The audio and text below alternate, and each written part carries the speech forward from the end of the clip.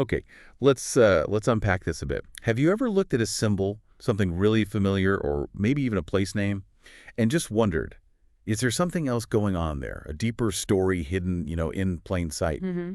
What if the histories we think we know are, well, just one part of something much bigger, much richer? Right. Today, we're doing a deep dive into an alternative way of looking at history. It's one centered on the Turkic legacy and its impact often overlooked really on global civilization. We're talking ancient migrations, the Renaissance, Mhm. all sorts of connections. And the lens we're using for this, our sort of guide, is the Odam theory. Now, this theory basically proposes that symbols, language, even old myths, they weren't just random. Okay. The idea is they were intentionally designed, like encoding wisdom, practical knowledge, truths about society, almost like a kind of hidden code passed down through the generations. It looks for patterns and language roots, symbols, stories, suggesting deliberate meaning, a sort of cultural DNA, if you like. Right, a hidden code. Here's where it gets really interesting then. Because using this Odom Tilley lens, we're going to explore some pretty, well, astonishing claims. Hmm. Things like Turkic people being in America way before Columbus, how their ancient symbols pop up in really unexpected places, and maybe even a completely different take on how modern Europe got its start. Exactly. It challenges a lot of standard narratives. So let's kick off with those core Turkic symbols. You mentioned the wolf and the eagle. We see them around flags, logos.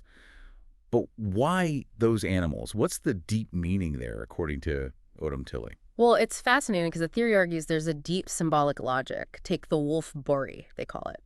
It's powerful because, unlike, say, lions or tigers, wolves can't really be tamed. Mm, They roam free, they gather by choice, they move in these disciplined packs almost by instinct. And this, the theory suggests, perfectly mirrors the ideal nomadic way of life. Independence, tolerance, but also unity. A free brotherhood, essentially. right, the untamable spirit reflecting the nomadic spirit. Yeah. And the eagle. What role does it play? The eagle, well, it represents freedom too, but also dominance, vision. It flies the highest, sees the furthest, right? Yeah. So it embodies that kind of unbroken spirit of the warrior, the vastness of the steppe. For people living on the steppes, freedom was everything. Survival, really. They moved across huge distances, no walls, no cities holding them back, just like an eagle in the open sky. It really makes you look at those symbols in the new light, doesn't it? Now, Right. here's something that sounds like a surprising echo, and Odom Tilley connects it right back to this. Most people know the Roman myth, right? The mother wolf, Romulus and Remus founding Rome. Yeah, foundational stuff for the West. Exactly. And from the Odom Tilley viewpoint, that Roman myth, it's not seen as some unique, isolated story. It's interpreted more like a preserved memory. A preserved memory. Yeah, or an encoded logic of that ancient Turkic wolf totem we just talked about, carried westward over time by migrating peoples. The idea is that Rome's founding story with the wolf mother kind of echoes how early Turkic tribes saw themselves a brotherhood under the wolf's protection. A symbolic logic that turned into myth, maybe losing its original nomadic roots in mainstream history. Okay, wow. That's a powerful rereading. So from these symbols, Odom Tilley makes an even bigger leap, maybe, this idea about ancient migrations.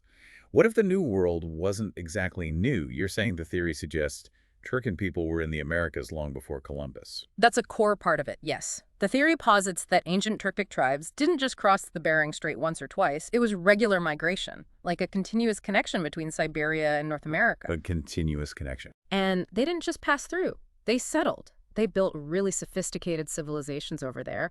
We're talking the ancestors of cultures like the Maya, the Aztec, Inca, Olmec, even the Mississippian mound builders. These societies had advanced astronomy, architecture, arguably way ahead of Europe at that time in many respects. And crucially, I suppose, they carry traces of those symbols we talked about. The eagle, the wolf. Were those motifs present? Absolutely. According to the theory, you see echoes woven into their art, their societal structures, eagle motifs, wolf myths. They're there. And importantly, the idea is that when later Europeans like Columbus arrived, these peoples, descendants of Turkic migrations, already knew America existed. It wasn't an unknown landmass to them. So they didn't see it as something to be discovered. Not in the same way, no. They saw it perhaps as part of a connected world. The theory even suggests they called it Big Hindustan, which is fascinating, not referring to India specifically, but maybe using Hindustan as a term for a known vast landmass, implying prior knowledge, maybe even trade. Okay, big Hindustan. That really shifts the perspective. So, 1492, Columbus. What does this Odom-Tilly perspective mean for that iconic voyage? It sounds like it completely reframes it. It really does.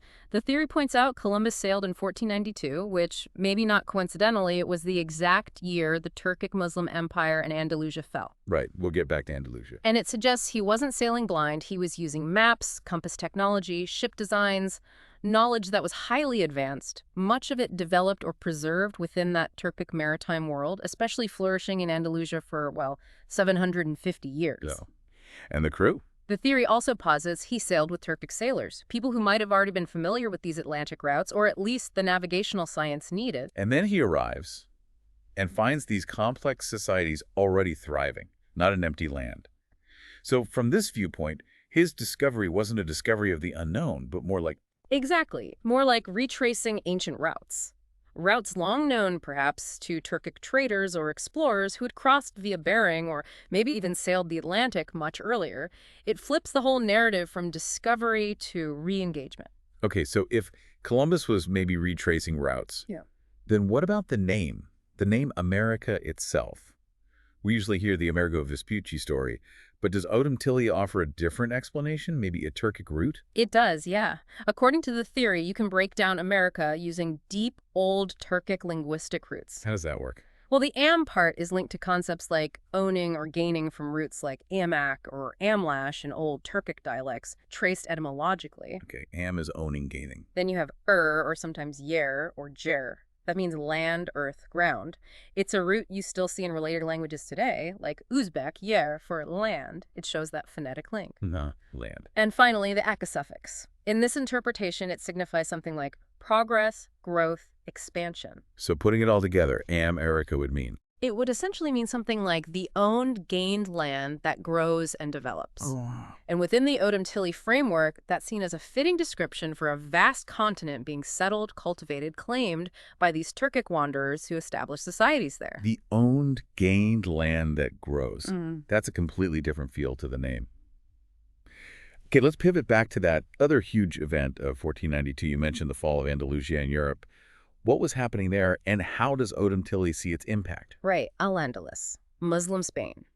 For about 750 years, it was this incredible hub. Science, math, medicine, astronomy, philosophy, architecture, navigation. It was arguably the center of intellectual life, preserving and expanding knowledge, much of it through Turkic scholars and trade networks connecting East and West. A beacon, really. Absolutely. Libraries in places like Cordoba, Granada, Seville. They held thousands upon thousands of advanced manuscripts, a massive intellectual treasure chest, especially when you compare it to much of Europe at the time, still in what's often called the Dark Ages. And its fall in 1492. How does the theory interpret that? The theory posits that the fall, which it attributes to complex political factors involving European kingdoms and certain Jewish factions who acted as intermediaries, meant that Western European powers suddenly gained unprecedented access to all this accumulated knowledge. It describes it as a huge, rapid transfer of intellectual wealth from east to west. So this knowledge flooding out of Andalusia, is that directly linked then to the rise of European universities and what we call the Renaissance? Yes, that's the argument. Precisely. After 1492, you see many of the earliest major European universities starting to be established, often connected to churches or monasteries. And these institutions began absorbing and translating these Arabic, Persian, and Turkic texts on a large scale. So from the Odom-Tilly perspective, what Europe experienced as the Renaissance or rebirth was actually in large part this massive transfer of existing knowledge from the East, especially from Andalusia. It just got rebranded, essentially, often under Latin names: algebra, optics, medicine, stuff scholars previously might have had to travel to Andalusia for, secretly even, started becoming available within Europe. That's a really fascinating interpretation. It challenges that narrative of purely rediscovering Greek and Roman classics. Okay, and what about the money side, the financial shift that must have gone along with this huge transfer of knowledge and technology? Yeah, that's another layer the theory delves into. It suggests that Jewish communities, who are often deeply involved in the trade networks between the East and West, were positioned perhaps to be among the first to gain access to these Andalusian libraries and archives as things changed. They recognized the immense value, practical and commercial, in these texts, these technologies. They understood what they were looking at. Exactly. And this early access, this understanding, according to the theory, allowed their influence to grow. It gradually extended into controlling key parts of the emerging European banking and trade systems. These new systems needed capital, long-distance networks, trust, sophisticated accounting skills they often possessed. And this connects to longer-term financial power. Well, the theory does mention this, yes. It suggests that certain powerful families, and it gives later examples like the Rothschilds, the Rockefellers, though these are much later dynasties, it suggests the foundations for such influential banking families might have been laid way back, built on the sudden wave of unlocked knowledge from Andalusia and the economic activity it spurred. It implies a sort of hidden link between gaining intellectual capital and generating material wealth, passed down through generations. Again, this is the theory's interpretation of these complex historical shifts. Okay, so we've covered a lot of ground here. Ancient symbols, the wolf, the eagle, huge migrations, maybe linking Siberia and the Americas, a different take on Columbus, the name America itself, the fall of Andalusia and the spark of the Renaissance, the financial shifts. How does Odom Tilley tie all these seemingly separate threads together? What's the unifying idea? The core idea really is that Odom Tilley provides a framework. It argues that ancient Turkic peoples didn't just use language casually, they encoded meaning, not just in words, but in symbols, in sounds, even in myths. And these encoded meanings reflected reality, physical truths, social structures. So the symbols weren't random. Exactly. The eagle and wolf weren't just cool animals, their observable traits carried meaning. Words like America, in this view, aren't arbitrary sounds. They hold descriptive roots. Myths, like the Roman wolf, aren't just stories. They carry echoes of older knowledge systems, older ways of organizing society. So the theory isn't just saying history is different. It's proposing a specific method for uncovering these hidden meanings based on deep linguistic links, shared sound roots across vast regions, and universal symbols.